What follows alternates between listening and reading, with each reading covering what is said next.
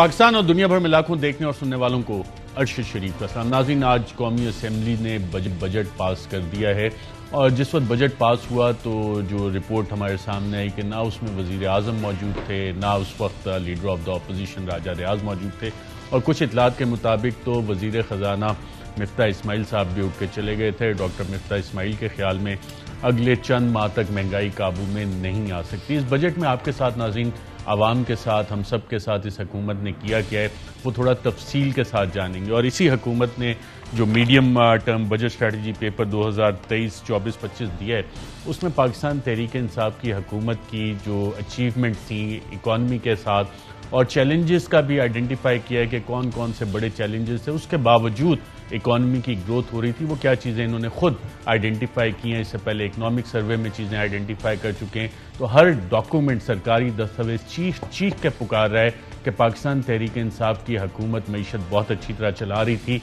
तो फिर आखिर हुआ क्या? रजीम चेंज ऑपरेशन की ज़रूरत क्यों पेश आई? बंद कमरों में किसी ने किसको क्या कॉल की, कहाँ से किसको क्या कॉल आई, और फिर बाकी ये खैर वो एक अलग टॉपिक है, पूरा अलग कहानी है। आज आप किस तरह से मुतासर हो रहे हैं, लोड शेडिंग, महंगाई, और इस बजट में आपके लिए क्या है, पेट्रोल की और कीमत कितनी बढ़नी है। हमारे साथ इस्लामाबाद स्टूडियोज़ में मौजूद हैं खावन साहब, ब्यूरो चीफ हैं एयरवाइज इस्लामाबाद के, बहुत शुक्रिया ज्वाइन करने के लिए। साथ ही हमें ज्वाइन कर रहे हैं शौकत तरीन साहब, साबिक वफाकी वज़ीर ख़जाना। सेनेटर शौकत तरीन साहब, गुफ्तगू का आगाज़ आप ही से करते हैं। आज जब बजट पास हुआ तो रिपोर्ट्स ये हैं कि ना वज़ीर आज़म थे, ना लीडर ऑफ द अपोजिशन राजा रियाज। आपको याद पड़ता है, अरसा दराज से आप भी देख रहे हैं बजट किस तरह पास होता है कि ना वज़ीर आज़म हो, ना लीडर ऑफ द अपोजिशन हो, तो ये क्या हो क्या रहा है? पार्लियामेंट चल किस तरह से रही है? पार्लियामेंट तो है ही नहीं, ये तो फेक पार्लियामेंट है। इसमें तो जो सबसे बड़ी जो जमात है वो तो है ही नहीं उसे। तो इसको तो जिस तरीके से ये चला रहे हैं आप, इससे भी एक और चीज़ वो देख लेना, एक जो बहुत बड़ी अनोमली आज हुई है कि ये चौथा बजट है बाय द वे इस बजट प्रोसेस में। एक पहले जो इन्होंने 60 रुपये कीमत बढ़ाई थी, उसके बाद फिर इन्होंने आके एक बजट दिया, उसके बाद जनाब वाला फिर ये 4-5 दिन पहले आए, इन्होंने कहा कि अब ये फाइनल है। और आज फिर उन्होंने को IMF से जो इनके पास वो आया MEFP, तो उसके बेसिस पे एक और, तो चौथा ये बजट है। लेकिन आप ये देखेंगे ये पार्लियामेंट जो होती है वो नेशनल असम्बली होती है और सेनेट भी होती है। सेनेट में तो इसके ऊपर कोई डिस्कशन ही नहीं है। ये पिछले दो जो बजट्स आए हैं, जो 2 इटरेशंस आई हैं, उसमें सेनेट तो है ही नहीं। तो इसका मतलब है ये किस किस्म का हमारा प्रोसेस है। तो मैंने आज ट्वीट किया, मैंने कहा ये कॉन्स्टिट्यूशनल प्रोसेस को आपने बिल्कुल तबाह करके रख दिया है। तो ये आप मतलब ये तो एक मजाक है जनाब। और राजा रियाज का अपोजिशन का लीडर होना, ये भी तो एक बहुत बड़ा मजाक है। लेकिन ये सहे जा रहे हैं हम, ये हमारे सामने ये हो रहा है और हम सहे जा रहे हैं इसको। बिल्कुल ठीक है। मैं खावर गुमन साहब, आप भी अरसा दराज से 2 दिहाइयों से तो पार्लियामेंट देख रहे हैं, ऐसा आपको याद पड़ता है बजट पास हो रहा हो उस दिन ना वज़ीर आज़म हो, ना लीडर ऑफ द अपोजिशन हो, और मिफ्ता इस्माइल साहब भी उठ के चले गए थे? देखें अर्शद साहब, हमने शैम डेमोक्रेसी के बारे में पढ़ा था, सुना था, और मौजूदा जो पार्लियामान है इसको कई दफ़ा कवर किया, ख़ासतौर पर बजट सेशंस। आपको याद होगा पीपल्स पार्टी के ज़माने में 2008 से 2013 तक यही एहसन इकबाल साहब रोटी लेके आया करते थे, गले में कुछ हार डाल लिया करते थे, यहाँ पे चूड़ियाँ जो फेंकी जाती थी कि ये चूड़ियाँ पहन लें जो आप ये हशर कर रहे हैं। बजट ना सिर्फ मुल्क की इकोनॉमी बताते हैं लोगों को कि आप अगले साल के लिए क्या करें। एक कट मोशन के ऊपर एक जो सप्लीमेंट्री ग्रांट है, अपोजिशन एहतजाज करती है, काउंटिंग होती है, तो बातचीत होती है, लोगों को पता चल रहा होता है कि हुकूमत क्या कर रही है और अपोजिशन उसके ऊपर क्या बात कर रही है।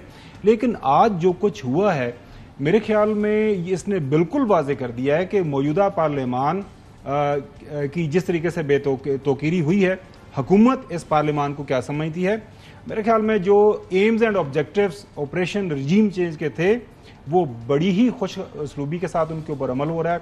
नंबर 1 नैब लॉज, नंबर 2 EVMs, आपको पता है ओवरसीज पाकिस्तानी का राइट जो है उसको उन्होंने ख़त्म कर दिया। उसके बाद कुछ तैनातियाँ हैं, नैब का चेयरमैन तैनात होना है, उसके ऊपर जाहिर बात है लीडर अपोजिशन आइनी तौर पर तो चाहिए, गो के वो उम्मीदवार हैं आइंदा पाकिस्तान मुस्लिम लीग नून के टिकट के, जो मोहतरम हमारे राजा रियाज साहब हैं। उसके अलावा कुछ तैनातियां इस साल के नवंबर के हवाले से भी की जा रही है। ये बहुत इंटरेस्टिंग है नवंबर वाला, इस पे ब्रेक के बाद भी आपसे बात करेंगे, कोई तोशा खाना की, कोई घड़ियों की बात करेंगे। शौकत तरीन साहब, आज जो फाइनेंस बिल के में अमेंडमेंट हुई है उसमें क्लॉज 1 उसके बाद बताया गया maximum petroleum levy rate diesel पे 50 रुपए, motor gasoline 50, super gasoline 50, high octane पे 50 रुपए। तो ये 50 रुपए मजीद पेट्रोल की कीमत, डीजल की कीमत बढ़ेगी? देखें अरशद भाई, आप 50 रुपए को रो रहे हैं। अरे भाई अंदर वो नंबर देखें, 855 बिलियन रुपया पीडीएल की मद में इन्होंने रिकवर करना है अगले साल। जब हमने भी लिखा था कि 600 और कोई मेरे ख्याल में 32 के 30 हम करेंगे, लेकिन मैं जब मार्च के बीच में एंड ऑफ मार्च हम लोग गए थे तो हमने सिर्फ 135 किया था सिर्फ, और बाकी हमने नहीं किया था, क्योंकि हमें पता था कि यार सुपर साइकिल चल रहा है, आवाम पे बोझ डालना अच्छी बात नहीं है। और लोग हमें उस वक्त भी ये कोसते थे बार से बैठ के। फिर इन्होंने अब ना सिर्फ के वो बढ़ाए, आपने देखा रेट्स बढ़ाए, लेकिन अब पीडीएल जो है उसको 855 बिलियन ये रिकवर करेंगे अगले साल। और मैंने तो सेल्स टैक्स 0 कर दिया था पेट्रोलियम प्रोडक्ट्स पे, ये अब उस पर भी 11% से शुरू करेंगे जुलाई में, और ये उसको भी 17% पे लेके जाएंगे। ये तो जो है महंगाई का तूफान है, बदतमीजी आने वाला है, और आम आदमी पिसेगा। जब ये कहते हैं ना आम आदमी को हम कुछ नहीं करेंगे, अरे आम आदमी ये क्या ये अच्छा फिर डीजल जो है, ये भी मैं आपको बता दूं, पेट्रोल तो चलो लोग अपनी गाड़ी में करते हैं, मोटरसाइकिल्स में करते हैं, डीजल तो है हर चीज में उसका उसका इफेक्ट आता है। क्योंकि ट्रांसपोर्टेशन में जब आए तो आपकी रेलगाड़ी के ऊपर आ जाएगा, आपकी बसेस के ऊपर आ जाएगा, ये ट्रांसपोर्टेशन में। फिर जो आपकी जो खर्दनोश की चीज़ें जो ट्रांसपोर्ट होती हैं एक जगह से दूसरी जगह, 40% जो है ट्रांसपोर्टेशन कॉस्ट होती है, वो आपकी डबल हो जाएगी।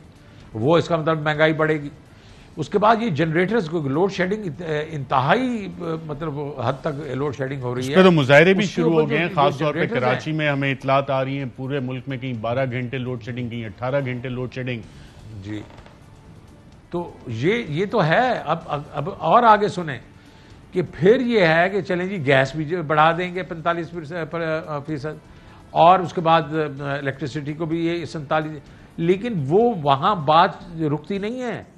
बात ये है कि ये जो थी गैस की जो स्लैब्स थी, जो सबसे निचली स्लैब है, जो हमारे जिनको हम प्रोटेक्ट करते थे, उनके जो बिल हैं 350% बढ़ेंगे।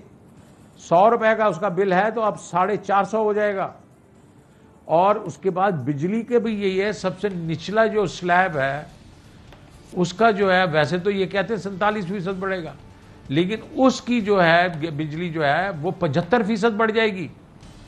तो ये कहां कह रहे हैं, कहां का ये वो मतलब कह रहे हैं, अपना क्लेम कर रहे हैं कि गरीब आदमी के ऊपर हम बिल्कुल बोझ नहीं डालेंगे।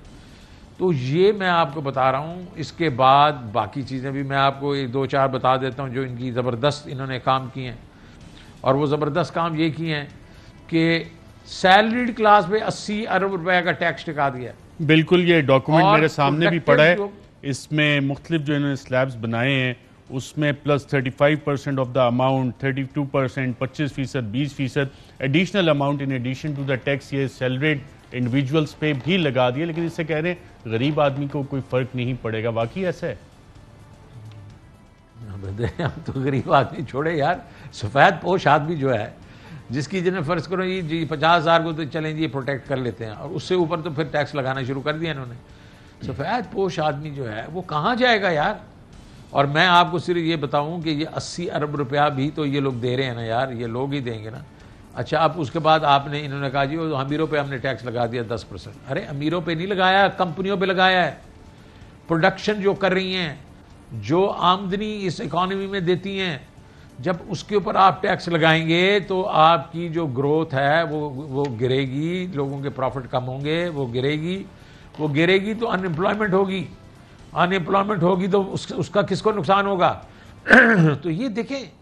और फिर जब उनके ऊपर जो टैक्स लगेगा तो वो अपनी जो प्रोडक्ट्स हैं उसके ऊपर उसकी कीमतें बढ़ाएंगे, और वो कीमतें जो हैं आम आदमी ही उसकी पूरी करेगा। फिर इनके बाद एक और चीज़ मैं आपको एनॉमलीज में 3-4 बता देता हूँ आपको, बड़ी 800 अरब रुपए का जनाब प्रोविंशियल सरप्लस आ जाएगा, है जी। उनके बजट तो आए गए ना सारे प्रोविंसेस के, 80 अरब रुपए का सरप्लस पड़ा हुआ है। अब 700 जो 20 अरब का सरप्लस जब नहीं आएगा तो फिर ये और टैक्स लगाएंगे, तो एक और टैक्स लगना शुरू हो जाएगा।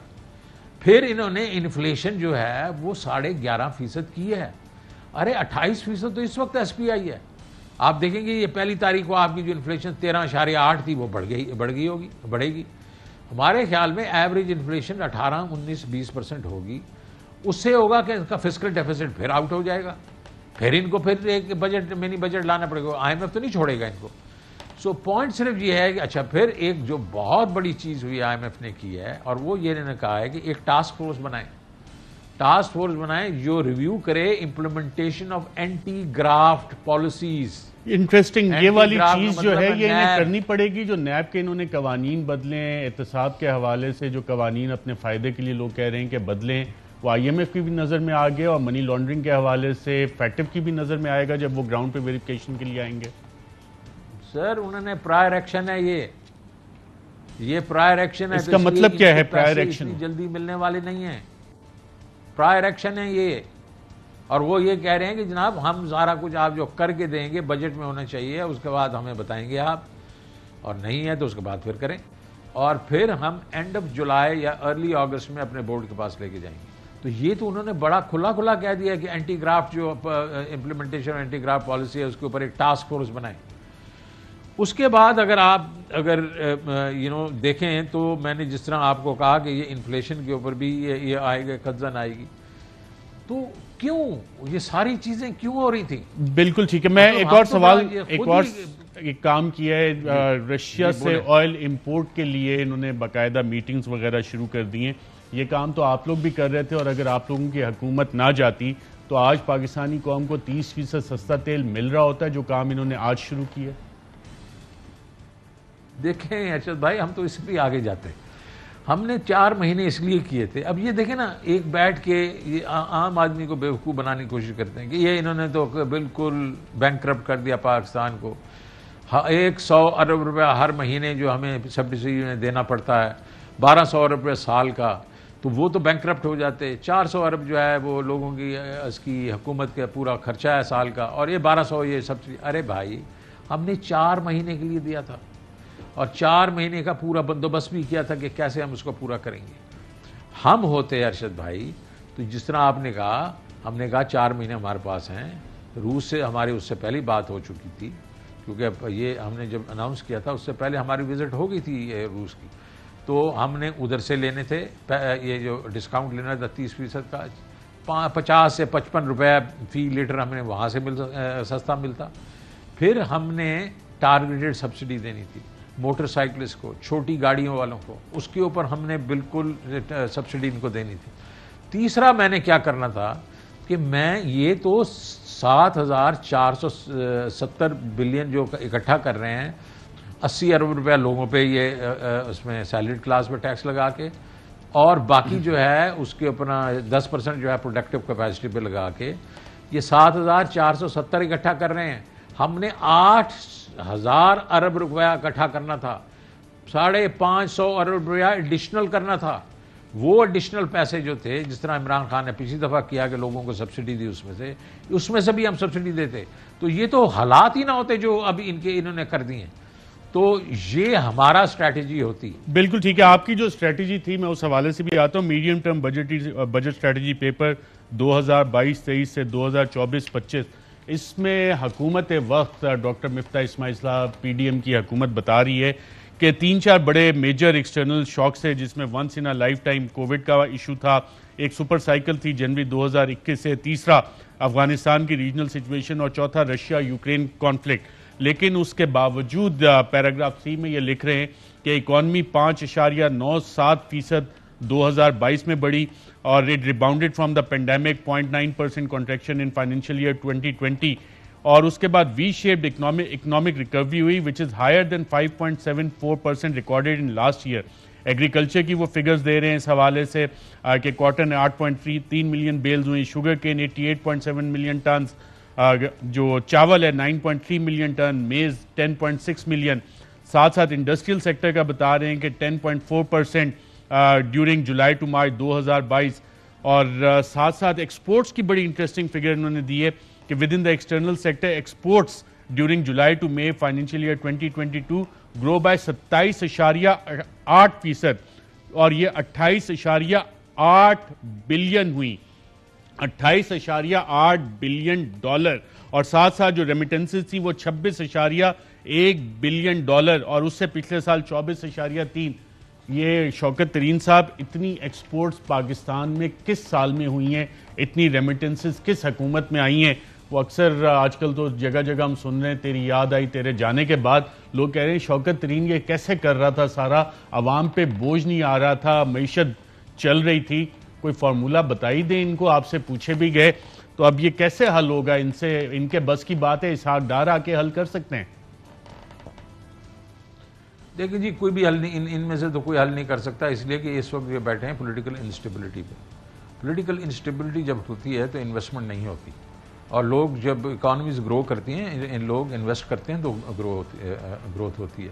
तो जब से ये आए हैं तो पॉलिटिकल इंस्टेबिलिटी हुई है, लोगों ने, इन्वेस्टर ने हाथ पीछे कर दिया। ये बेशक जिसको मर्जी लेके आ जाएं और डार साहब आएँ, कोई और आ जाए, ये इनसे ये संभलेगा नहीं। इसका एक ही हल है जो आपको, मुझे पता है कि सबको पता है, कि इलेक्शंस करवाएं, फ्री एंड फेयर इलेक्शन करवाएं, ट्रांसपेरेंट, और फिर एक रिप्रेजेंटेटिव गवर्नमेंट आए और वो फिर ये इन पॉलिसीज़ को आगे लेके चले, जिस तरह हमने चलाई थी वहीं से लेके चले। क्योंकि हमने अरशद भाई प्लानिंग की थी।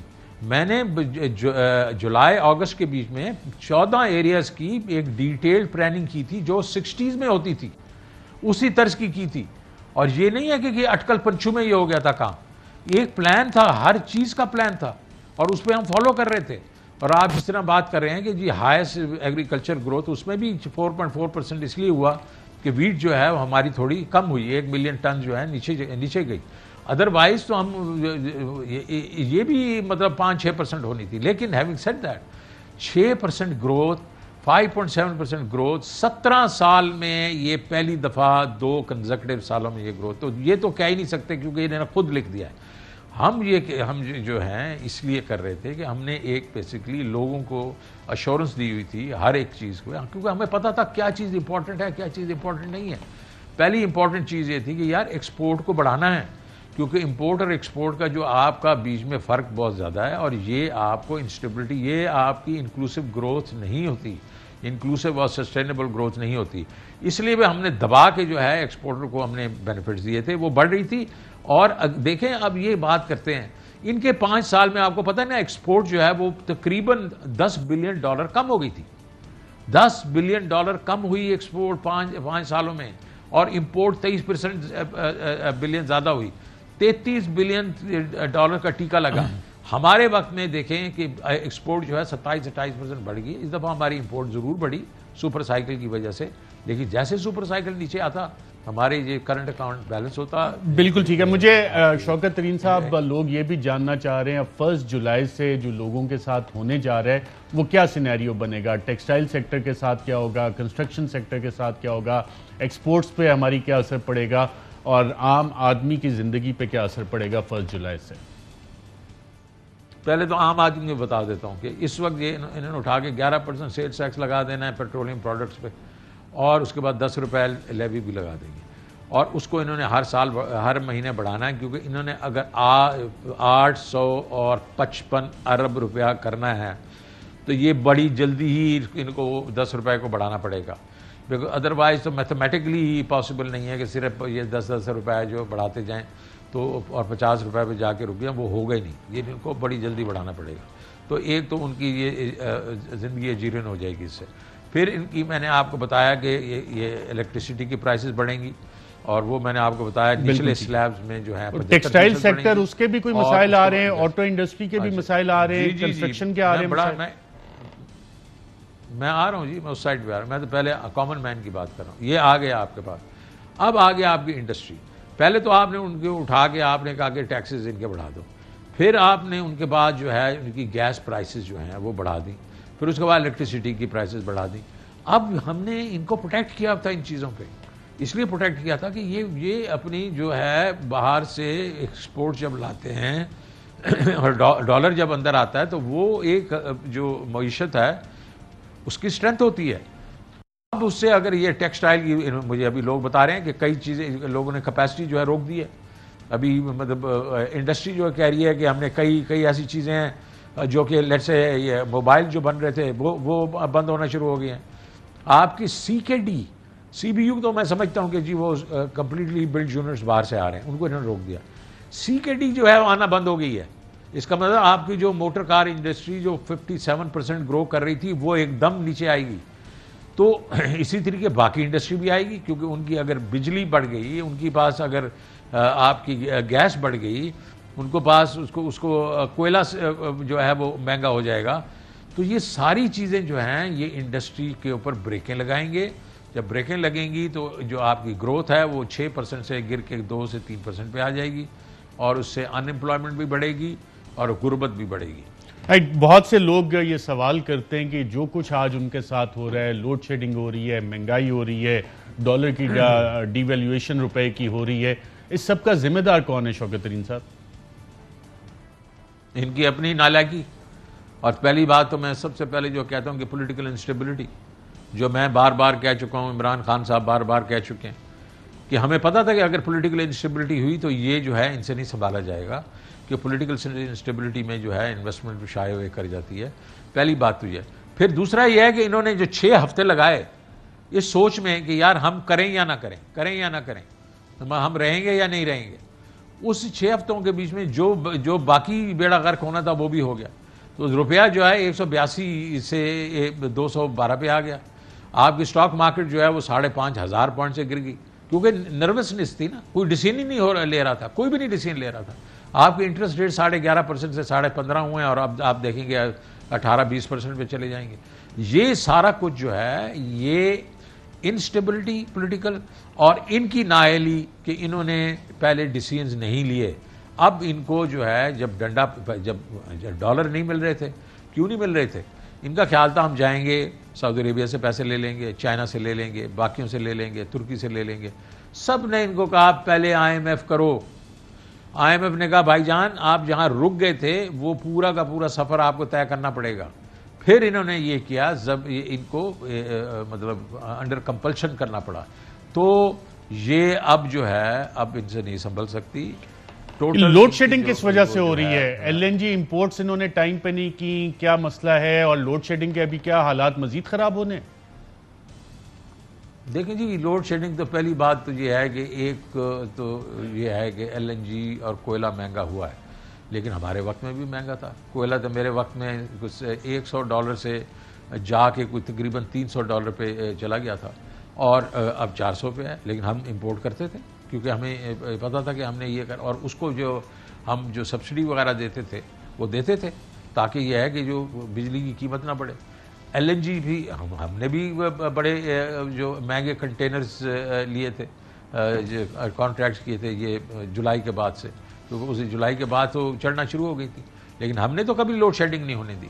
इन्होंने आके जब ये देखा कि ये तो बहुत महंगा हो गया, तो उन्होंने कहा यार लोड शेडिंग ही लोगों को दे दो, वरना ये पैसे तो हमारे पास शायद ना हो।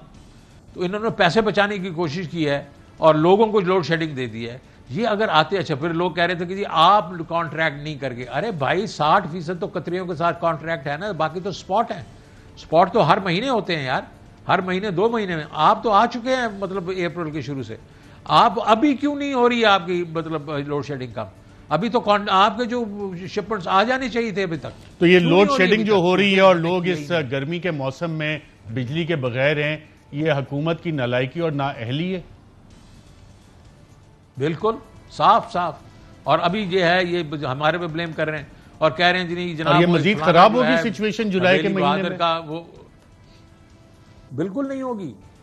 मैं तो भाई एक बंदा कह रहा है इनका मिनिस्टर कि जी इस मतलब जुलाई में नहीं होगी ठीक, और प्राइम मिनिस्टर कह रहे हैं, दूसरा बंदा कह रहा है बिल्कुल हो जाएगी। तो देखें सीधी सीधी बात है, इन्होंने जो अभी पिछले 4 कॉन्ट्रैक्ट्स पे बिडिंग की है LNG के, उस कोई इन्होंने जब बिड्स करवाए आया ही कोई नहीं है। शौकत तरीन साहब, तजुर्बाकार टीम कैसी लगी आपको? मैं तो कहता हूं कि सारी दुनिया इस वक्त अश कर रही है। सारी दुनिया अश नहीं कर रही, हाथ उठा के, झोलियां उठा के। शौकत तरीन साहब बहुत शुक्रिया आपका प्रोग्राम के सेगमेंट में शिरकत करने का। वफ़ा लेंगे, वफ़े के बाद तोशा खाना। जब शहबाज शरीफ की हुकूमत अप्रैल के आखिरी हफ्ते में सऊदी अरब गई, कौन कौन से तहफ़ मिले, इमरान खान की 3 घड़ियों का जिक्र है, वो पैसा कहाँ इस्तेमाल हुआ, उसकी क्या हकीकत है। साथ साथ नाज़रीन बात करेंगे पंजाब की सूरत हाल की और मुत्तहिदा कौमी मूवमेंट की। एक वफ़े वेलकम बैक नाज़रीन। तोशा खाना और तोशा खाना के तहफ़ इस हवाले से फ्रीडम ऑफ इंफॉर्मेशन के तहत सलमान न्याज़ी से 1947 से अब तक की तफसीलात भी मांगी हुई हैं हुकूमत से, जो कि इनिशियली तो रिजेक्ट कर दी गई, लेकिन अब वो केस इस हवाले से चल भी रहा है। खावर घुमन साहब, स्ट्रेटेजिक कम्युनिकेशन सेल एक कायम हुआ, आपने खबर भी दी, पहले भी आपने ये खबर दी थी। तो ये जो इमरान खान को कुछ और नहीं मिला, जो ये घड़ियों का केस बार बार उठता है, एक तूफ़ान उठता है, और ये घड़ियाँ जो बेची गई कानून के तहत बेची गई, और उसका पैसा कहाँ इस्तेमाल किया इमरान खान ने? देखें, एक तो जो स्ट्रेटेजिक मीडिया कम्युनिकेशन है उसकी स्टोरी अगर देखना है कि कितनी सच है, आज सोशल मीडिया के ऊपर देख लें कि ये जो टोचा खाने वाली स्टोरी है उसको कितना कोशिश की गई सोशल मीडिया और अदरवाइज चांद एक चैनल के ऊपर चलाने की, लेकिन चूंकि स्टोरी में कुछ है कोई नहीं है तो कैसे चलेगी। बुनियादी तौर पर जो है इमरान खान साहब को जो 2-3 घड़ियाँ मिली, उन्होंने मेरे ख्याल में एक आध इंटरव्यूज में आपके साथ भी बात करके बताया हुआ कि वो मैं आई थी, गिफ्ट आए थे, बेच के उन्होंने सड़क बनवा ली। और ये सड़क वो सीडीए से ही बनवा सकते थे, लेकिन उन्होंने प्राइम मिनिस्टर उन्होंने अपना। इमरान खान को पैसों की जरूरत है। वैसे हमने अपनी सारी जिंदगी में देखा है कि मैं उस वक्त बाहोश था जब ये वो क्रिकेट भी खेलते थे, क्योंकि हमारी उम्र भी काफी हो गई है, तो उस जमाने में उनको जो गिफ्ट वगैरह मिला करते थे वो उस वक्त काफी ज्यादा होगी। मैं यंग हूं। कैंसर हॉस्पिटल जब बन रहा था तो मुझे अभी भी याद है, अल्लाह जन्नत नसीब करे, अब्दुल कादर को एक शारजा में एक गाड़ी मिली थी, तो वो गाड़ी उन्होंने वो उस सेरेमनी के दौरान खान साहब को दे दी, खान साहब ने वो कैंसर हॉस्पिटल में दे दी। एक बंदा जो साल में अरब हार रुपए पूरी दुनिया से मांगता है, इकट्ठे करता है कि चाहे गरीब लोगों के कैंसर का जो इलाज हो सके, अब वो बंदा जो है, आपको याद होगा जब जमाइमा के साथ डाइवोर्स हुई थी तो कोर्ट के अंदर केस था, खान साहब जमाइमा की प्रॉपर्टी में से आधे के हिस्सेदार थे, लेकिन वो भी उन्होंने फोरगिव कर दी। अब ये हमारे कुछ दानश्वर, महादानश्वर ये साबित करने की कोशिश कर रहे हैं कि इमरान खान साहब ने 2-4 घड़ियां आगे पीछे करके बेच के उन्होंने जनाबे आला जो है बदनीति कर दी, करप्शन को फरोग दे दिया। ये शख्स बहुत ही जो है इस मुल्क के लिए जो है करप्शन फरोग करने वाला है और ये कभी हमारे मुल्क के लिए अच्छा नहीं कर सकता। तो मईशत पे इन्होंने बयानिया बनाया, वो तो नजर आ रहा है। आपके प्रोग्राम के तवज्जो से दोबारा से हम एक सजेशन दे देते हैं मौजूदा प्राइम मिनिस्टर साहब को, 2008 से ऑनवर्ड छोड़ें, 1947 से 2008 से ऑनवर्ड जितने प्राइम मिनिस्टर जितने दूर रहे हैं, जिस चीज को जो कुछ मिला उसको पब्लिक कर दे, लोगों के सामने रख दें कि किसको क्या मिला, किसने क्या लिया, किसने क्या खरीदा, किसने क्या बेचा, लोगों को फैसला करने दें कौन बदनीयत है, कौन चोर है, कौन लालची है। आप क्यों अपने बहुत सारी BMW गाड़ियां, लेक्सस, काफी सारी चीजें पहले रिपोर्ट करते रहे, उस पर केसेस भी बने हुए। अप्रैल के आखिरी महीने में नाज़रीन शहबाज शरीफ और उनकी काबीना ने सऊदी अरब का एक दौरा किया। इस हवाले से मरियम औरंगज़ेब साहिबा को, दीगर को हमने पहले भी सवालात भेजे थे और 10 मई को हमने खबर की थी। हम अभी तक जवाब का इंतज़ार कर रहे हैं। दोबारा भी मरियम औरंगज़ेब साहिबा को प्रोग्राम में इन्वाइट किया था, दीगर वज़रा को इन्वाइट किया था, लेकिन ना जवाब आया ना वो प्रोग्राम में आए। जो इनको तोशा खाना से गिफ्ट्स मिले थे उसकी क्या तफसीलात हैं, वो उन्होंने जमा करवाए नहीं करवाए, अगर जमा करवा दिए हैं तो बता दें। लेकिन सऊदी अरब के हालिया दौरे में किसको क्या तोहफे तहफ़ मिले, आइए देखते हैं। वज़ीर आज़म शहबाज शरीफ को कीमती घड़ी, अंगूठी, स्टड, कीमती कलम, सोने और हीरों से बनी तस्बीह, शहद, जैतून और खजूरें बतौर तोहफा मिली। जराये के मुताबिक वजीर खारजा और चेयरमैन पाकिस्तान पीपल्स पार्टी बिलावल भुट्टो को Rolex yacht master yellow gold watch, खालिस खजूरें और खालिस जैतून का तेल का तोहफा मिला। जराये के मुताबिक वजीर दिफा ख्वाजा मोहम्मद आसिफ को खालिस जैतून, खजूरों और Rolex yacht master gold watch मिली। वजीर खजाना डॉक्टर मिफ्ता इस्माइल को खालिस खजूरें, शहद, Rolex yacht master yellow gold men's watch बतौर तोहफा मिली। शाहजैन बुख्ती को खालिस खजूरें, शहद, जैतून और Rolex yacht master yellow gold men's watch बतौर तोहफा मिली। जराये के मुताबिक चौधरी सालिक को खजूरें, शहद, जैतून और Rolex yacht master yellow gold men's watch बतौर तोहफा मिली। जराये के मुताबिक वफाकी वजीर इत्तलात मरियम औरंगजेब को खजूरें, शहद, जैतून और Rolex yellow gold watch with diamonds बतौर तोहफा मिली। वफाकी वजीर बराए साइंस और टेक्नोलॉजी आगा हसन को खजूरें, शहद और Rolex yacht master men's gold watch बतौर तोहफा मिली। सेक्रेटरी खारजा सुहेल महमूद को खजूरें, शहद, जैतून और Rolex yacht master metallic men's watch बतौर तोहफा मिली।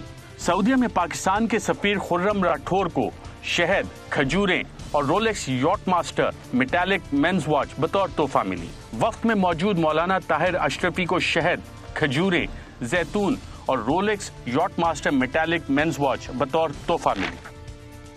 खावर गुमन साहब, ये असूलन तो जमा करानी चाहिए थी, या 50% जो रूल चेंज हुए थे उसकी कीमत पे ये ले सकते थे। कुछ इतलात हैं कि ये जमा करवाई इन्होंने या नहीं? क्योंकि हमने तो सवाल भेजे थे, उसका जवाब नहीं मौसूल हुआ। अच्छा, पिछले दिनों प्राइम मिनिस्टर ऑफिस में मेरा भी जाना हुआ, तो मैंने वहाँ पे प्राइम मिनिस्टर साहब को ये कहा कि ये जो स्टोरी नहीं है, इसके अंदर आप क्या निकालेंगे?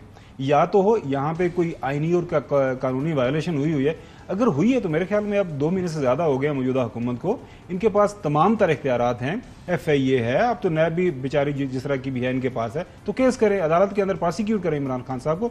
ये जो मीडिया और सोशल मीडिया और इसके ऊपर खेलने वाली बात है, मेरे ख्याल में इमरान खान के हवाले से ये तो चीज बन नहीं पा रहा स्ट्रेटेजिक कम्युनिकेशन सेल से। ये फाद हुसैन साहब से मैंने रिक्वेस्ट की हुई है उनसे मुलाकात का। मैंने कहा कि मुझे कोई इंटरव्यू दे दें, आपसे बात करना चाह रहे हैं। वो माशाल्लाह बड़े एक्सपीरियंस जर्नलिस्ट हैं, स्ट्रेटेजिक मीडिया कम्युनिकेशन के हवाले से उनका काफ़ी ज़्यादा एक्सपीरियंस है, काफ़ी TV चैनल्स को हेड कर चुके हैं और मुख्तलिफ जगहों पर आजकल मीटिंग्स भी हो रही है। एक और बड़ी मजे की खबर आपको बताऊँ, आजकल ऐसे काफ़ी नौकरियां आई हुई हैं। आपके दोस्त हैं, अगर कोई थिंक टैंक चला रहे हैं किसी का, अगर क्योंकि आपकी डिस्टिंक्शन है मीडिया के अंदर, तो कुछ आपके पुराने दोस्त, मुझे पता है आप तो जाएंगे, कोई अगर वो पुराने को एक्सपीरियंस लोग हैं उनको बताएं, CVs भिजवाएं। आजकल ये इस हवाले से हमारे सारे दोस्त जो हैं वो इसी तरह के, वैसे ट्वीटों के और रीट्वीट्स के पैसे भी ऑफर हो रहे हैं। ट्वीटों के, रीट्वीट्स के, वीलॉग्स के, उसके अलावा जो खबरें होती हैं उसके ऊपर कॉलम्स जो लिखे जाएंगे, ये तमाम तर जो है काम हो रहे हैं। और आने वाले दिनों के अंदर इस हवाले से एक लिस्ट भी आ रही है कि कौन कौन और किस किस को कैप किया गया है इस सारे प्रोसेस के अंदर और कितने पैसे इनको दिए जा रहे हैं। असल में हुआ ये कि जब फाद साहब गए तो काफ़ी ज़्यादा शोर हुआ, तनकीद हुई, तो अब अक्सर जो मीडिया वाले हैं ना वो ये कह रहे हैं जनाब आला कोई बिहाइंड द सीन कोई काम है, कोई फाद हुसैन साहब पहले तो आते रहे हैं, TV पे कॉलम भी लिखते रहे हैं। हमारी गुजारिश है आइएगा प्रोग्राम में और इस हवाले से और दीगर मामला पे आपसे बात करें, एक रेड जोन की कहानी हो जाए। यहाँ पे नाज़रीन वफ़ा लेते हैं। वफ़े के बाद इलेक्शन कमीशन नोटिफिकेशन क्यों नहीं जारी कर रहा? 5 नशिस्तें PTI की और पंजाब का मुस्तकबिल क्या है, इस पर बात करेंगे एक वफ़े के बाद। वेलकम बैक नाज़रीन। खावर गुमन साहब, इलेक्शन कमीशन ने 5 सीटों का नोटिफिकेशन करना था, वो भी नहीं हुआ। पंजाब में सूरत हाल क्या बनने जा रही है? देखिए, वो इलेक्शन कमीशन वाला इशू वो एक नॉन इशू है, कोर्ट का ऑर्डर है। चीफ इलेक्शन कमिश्नर एक आध दिन उसमें देर सवेर कर सकते हैं, इवेंचुअली उनको वो अनाउंस करना ही पड़ेगा। इतला यही है कि शायद आज रात या कल सुबह फैसला आ जाएगा उनके पास फॉर्मली प्रोटेस्टेड कॉपी, तो वो कर देंगे। पंजाब की सूरत बड़ी इंटरेस्टिंग है। एक बड़ी इंटरेस्टिंग स्टोरी ये है कि मरियम साहिबा वो बिल्कुल कंपेन नहीं करना चाहती इन लोटों की। हमजा साहब कह रहे हैं कि आप कंपेन करें और वो दुआ कर रही हैं और उनके करीबी लोग भी दुआ कर रहे हैं कि खुदारा ये किसी ना किसी तरह ये जो ज़मीनी इंतखाबात हैं मुअख्खर हो जाएं, कोई वजह बन जाए कि बस ये बाढ़ में जाएं, हमें इनकी कंपेन ना करनी पड़े। क्योंकि नून लीग के अंदर काफ़ी ज़्यादा मसाइल हैं। उन हल्कों के अंदर जो नून लीग के अपने लोग हैं वो बिल्कुल इनके साथ चलने के लिए तैयार नहीं। मरियम साहबा जाहिर बात है वो लोटों के खिलाफ एक बड़ी कंपेन कर चुकी हैं, वो इन लोटों के लिए वोट मांगने के लिए तैयार नहीं है। अब सारे का सारा इंसार यही है ना किसी साइड से कोई मदद इमदाद हो जाए और ये शायद हमजा साहब बच जाएं। लेकिन हालात वाक़यात ये बता रहे हैं कि इस वक्त जो कश्ती जो है काफ़ी ज़्यादा बमर में फंसी हुई है। अब ये कैसे निकलेगी? एक तो कल और इत्तेहादी जो हैं वफाक में ख़ास तौर पे MKM और दीगर, आसिफ जरदारी साहब भी कुछ कोशिश कर रहे हैं कि शहबाज शरीफ से मुलाकात करवाएं इत्तेहादियों के और उनके मसाइल हल करवाएं। इत्तेहादी भी काफ़ी नाराज़ होना शुरू हो गए। अरशद साहब, आपको याद होगा मेरी पहले दिन से ये स्टोरी है, शहबाज शरीफ की जो तरजीह पहले दिन से बिल्कुल ये इकोनॉमी गवर्नेंस नहीं है, उनकी एक ही तरजीह थी। वो जो आपने स्टोरी ब्रेक की थी उनके हवाले से, वो जो मनी लॉन्ड्रिंग का केस है, साथ में उनको पता था कि अगर इमरान खान हुकूमत में रह जाता है, जरदारी साहब को भी इस बात का इल्म था, तो फिर उनके लिए मुश्किलात बढ़ सकती हैं काफ़ी ज़्यादा। लिहाजा उन्होंने ये रिस्क लिया, कैलकुलेटेड रिस्क उन्होंने लिया हुआ है कि नैब और जो आपने सारे कवानीन देख लिए वो तो सारे ख़त्म हो गए। अब अगला ये है कि अब यही हो रहा है, you scratch my back I scratch yours, जिनकी सपोर्ट से आए।